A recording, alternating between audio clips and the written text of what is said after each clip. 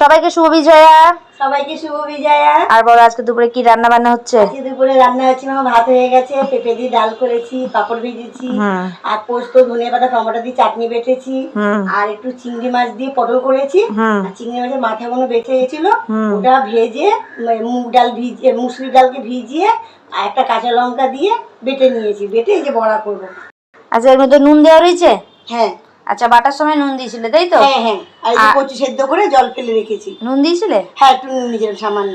আর এটা হচ্ছে টমেটো কেটে রেখে দিয়েছে, আর ফোড়নের জন্য তেজপাতা, শুকনো লঙ্কা আর গোটা জিরে। হ্যাঁ। আর এখানে হচ্ছে কড়াইতে তেল গরম হচ্ছে, এখন বড়াটাকে ভাজবে। হ্যাঁ, এই যে পটল চিংড়ি হয়ে গেছে। এই যে পটল চিংড়ি হয়ে গেছে, গেছে। ঝোল করেছি একটু। না, ভালো হয়েছে। কারণ দুবেলার জন্য করে নিয়েছি মা।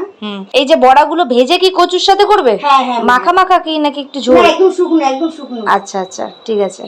গরম তেলে মা বড়াগুলো ভেজে নিল। অনেকে কচু ওই সেদ্ধ ছোলা কিংবা ইলিশ মাছের মাথা দিয়েও করে, খুব ভালো লাগে। এরকমভাবেও করে খেয়ে দেখো, ভালো লাগবে আশা করি। তো বড়াগুলো ভাজা হয়ে গেছে, ওই তেলেই মা ফোড়ন দিয়ে দিল গোটা জিরে, শুকনো লঙ্কা আর তেজপাতা। তারপরে কচুগুলোকে ভালো করে 5-7 মিনিটের মতো নাড়ি চাড়িয়ে নেওয়ার পর হলুদ গুঁড়ো, পরিমাণ মতো নুন দিয়ে একদম যখন কচুগুলো গলে যাবে, এই দেখো তখনই এর মধ্যে মা কাটা টমেটোর দিয়ে ভালো করে নাড়ি চাড়িয়ে নেওয়ার পর এর মধ্যে সামান্য একটুখানি চিনি দিয়ে এবার ভেজে রাখা বড়াগুলো দিয়ে একদম শুকনো শুকনো করে নামিয়ে নিতে হবে। তো এই দেখো একদম শুকনো শুকনো করে নামিয়ে দিয়েছে মা। আর মা, এই কচু গলা ধরবে না? না না না, লাল কচু ডাটা, লাল লাল ডাটা এগুলো। আচ্ছা, খুব ভালো লাগে মা। না, আর সামান্য একটু টমেটো দিলাম এই কারণে, যদি ধরে। হ্যাঁ, অনেকে তেঁতুল দেয় তো।